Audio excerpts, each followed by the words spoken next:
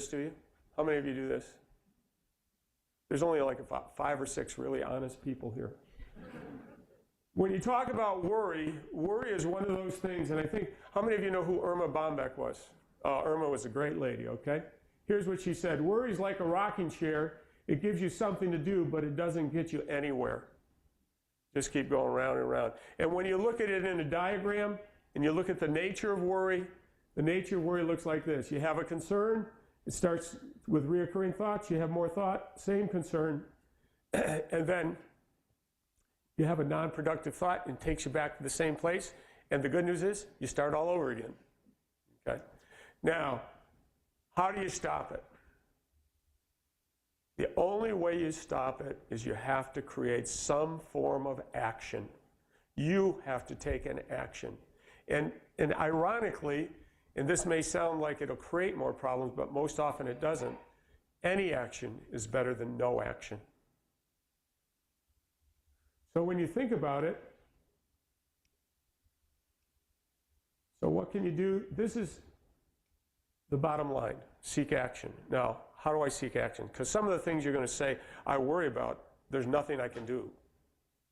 That's true. There's nothing you can do in a physical way, but you can do lots in another way, and I'll show you how. So let's acknowledge, first of all, worry is not very productive.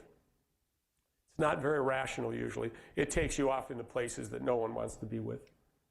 It's usually a very emotional issue, and it may have some truth to it. So it has enough truth that you spend time on it.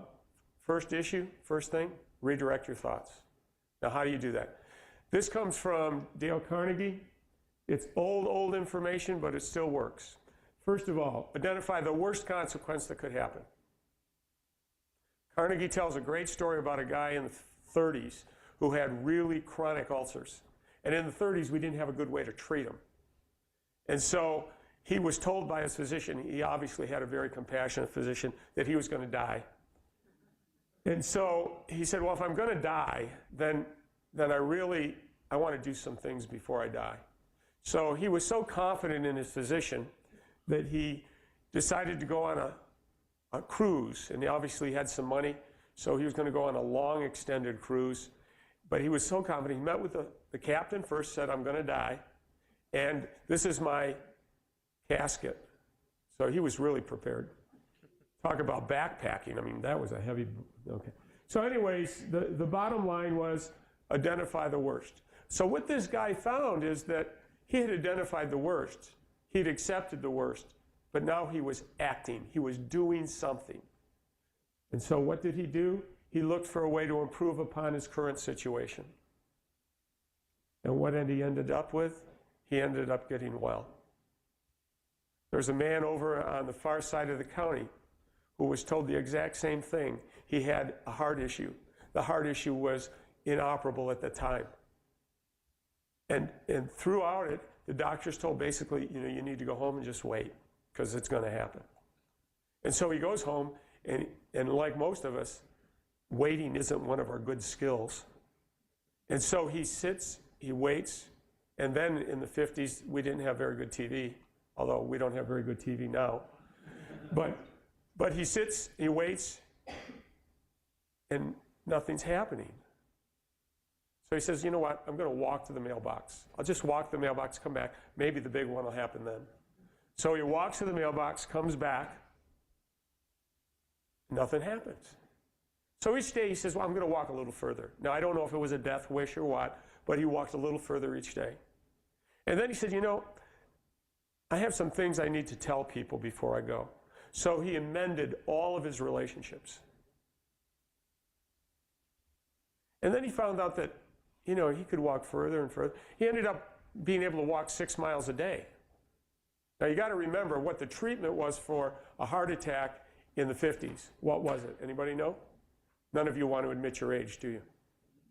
Treatment in the 60s was that you would lay in bed for 6 weeks after the initial event. Okay? And then you would do nothing after that because you didn't want to challenge yourself. That was where we were. And he was right there. So his act of walking was a real act of defiance.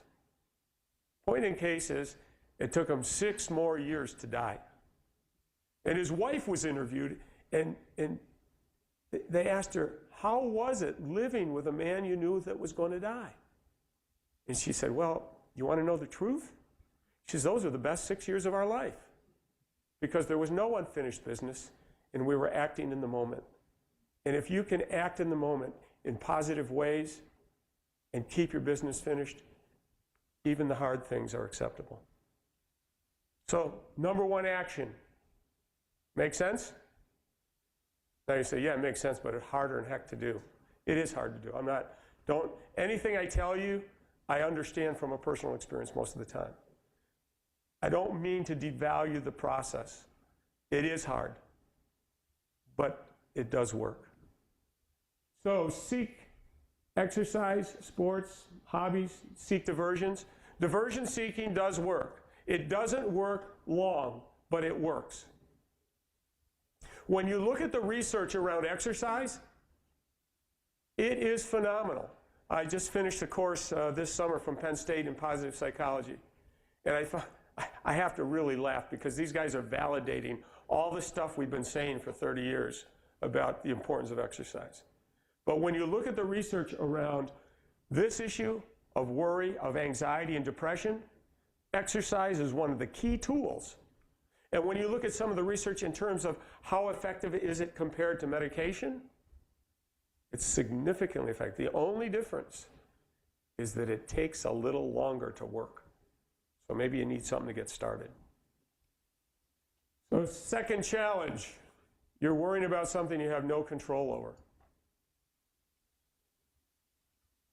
And we keep talking about action. Well, acceptance is an action also. It's not a passive thing. You're not laying there waiting for the car to run over you. It's an action. It says you have control of your life. That's evident. You have no control, so what do? Let's watch. Here's the process. Acceptance is the action. Your life is made up of two things, and this is where we have some opportunity. First of all, you have images. You all have images. If you think back when you were courting, or maybe you are now, or maybe you're in a new relationship now, you have an image of what you want or what you would like. Is that correct? Sure, we all do. And that image may be, and I'll use my own situation. First of all, you need to know my wife is 5 foot, a little bit better, brown hair. Okay, so let's suppose my image was 6 foot blonde, blue eyes. Okay, let's suppose that was my image. And then, of course, I meet someone, my wife, and I think, whoa, I like her, but she doesn't fit the image. When the image and reality of your lives are not consistent, you end up with this. If they're the same, or excuse me, if they're different, okay, I have an image of a dog, I got the big one, okay, I'm not going to be very happy. You do it with relationships all the time. I had this image, we were married for a while, the reality was those teeth weren't hers, that hair wasn't her color, and those were lifting heels. So the bottom line is you're not very happy. Oh, by the way, that's for the girls. The guys were a different story. Okay. You didn't get that one, did you? Okay. So you have an image and a reality of life. Okay. What does this look like? It's divorce. That's what it is. So what can you do? Well, you can do a couple of things. You can change the reality. You got a puppy, that's your image. Get another puppy that looks just like the one you want. And if you do, you're going to be happy. Right? Right? My son got a new dog this summer. Name is Charlie.